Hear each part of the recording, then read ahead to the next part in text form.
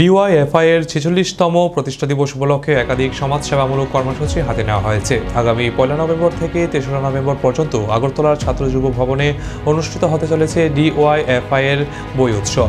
প্রতিদিন সকাল ১১টা থেকে শুরু হবে এই উৎসব। এই উৎসবে উদ্বোধন করবেন অধ্যাপিকা আলপনা সেনগুপ্ত। বৃহস্পতিবার সাংবাদিক সম্মেলনে সংগঠনের রাজ্য সম্পাদক নবারুণ দেব এবং সভাপতি পলাশ ভৌমিক জানান, তরুণ প্রজন্মের মধ্যে বই পড়ার অভ্যাস গড়ে তোলা এবং সাংস্কৃতিক চর্চাকে এগিয়ে নিয়ে যাওয়ার উদ্দেশ্যেই এই বই উৎসবের আয়োজন করা হয়েছে। নেতৃবৃন্দ আরও জানান, সংগঠনের ৪৬তম প্রতিষ্ঠা দিবস উদযাপন উপলক্ষে প্রতিটি অঞ্চল এবং প্রতিটি বিভাগের পতাকা উত্তোলন করা হবে, শহীদদের শ্রদ্ধা জ্ঞাপন করা হবে। এছাড়া বিভিন্ন স্থানে রক্তদান শিবির, আলোচনা সভা সহ বিভিন্ন সেবামূলক কর্মসূচি হাতে নেওয়া হয়েছে।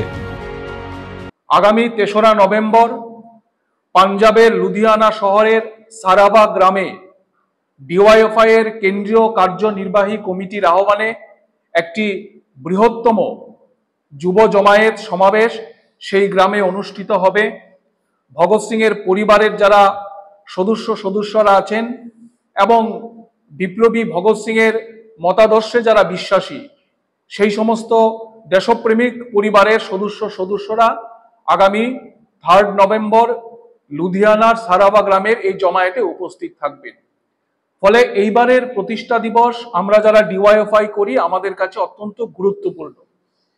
এই প্রতিষ্ঠা দিবসকে কেন্দ্র করে রাজ্য কেন্দ্রে আমরা যেমন 3 দিনের বই উৎসব করব, তার পাশাপাশি আমাদের রাজ্যের প্রতিটা বিভাগের প্রতিটা অঞ্চলে আমরা ডিওয়াইএফআই এর পতাকা উত্তোলন, শহীদ বেদিতে শ্রদ্ধা জ্ঞাপন, রক্তদান শিবির সংগঠিত করা, আলোচনা সভা সংগঠিত করা, নানান ধরনের সমাজসেবামূলক কর্মসূচির মধ্য দিয়ে এই দিনটা আমরা প্রতিপালিত করতে চাই।